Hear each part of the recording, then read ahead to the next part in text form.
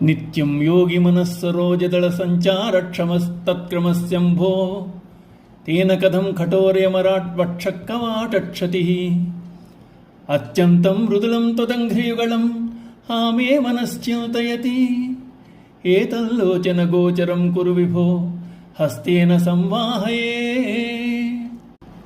విభో శంభో, నీ పదద్వయము ఎల్లవేళలా యోగి పుంగవుల హృదయ పదపద్మములందు విహరిస్తూ ఉంటుంది.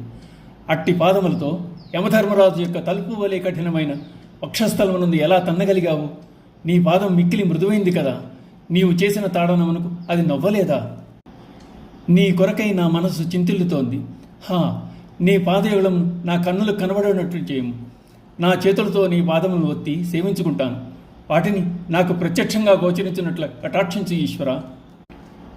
భగవంతుని దర్శనానికి వెళ్ళినప్పుడు దృష్టి ఆయన ముఖారవిందం నుండి మొదలై పాదముల వరకు వచ్చి అక్కడ స్థిరపడిపోతుంది.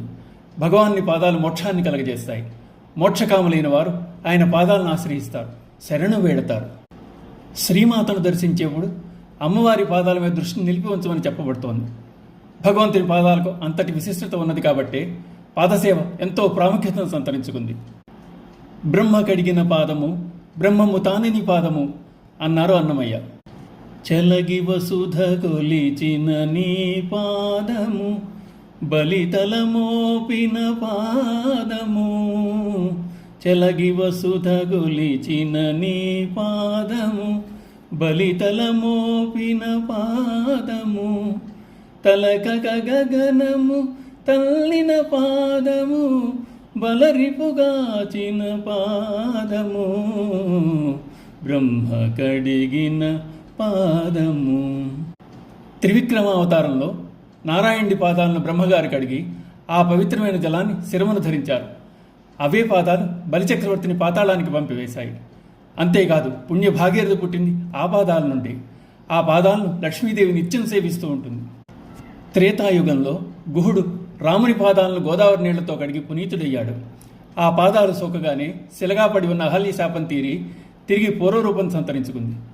రాముని పాదాలను అలంకరించిన పాదుకలు పూజలందుకున్నాయి, భూమి నేలాయి. దుర్లభమైన అట్టి భగవంతుని పదదర్శనము కొరకై పరమహంసలు నిత్యము తపోనిరతులై ఉంటారు, ఉవ్విళ్ళూరుతూ ఉంటారు. అందుకే శంకర భగవత్పాదులు శివునితో నీ పాదయుగళమును నా కన్నులకు గోచరించినట్లు చేయమని, వాటిని సేవించుకునే అవకాశం కలగజేయమని ప్రార్థిస్తున్నారు. ఓం నమః శివాయ.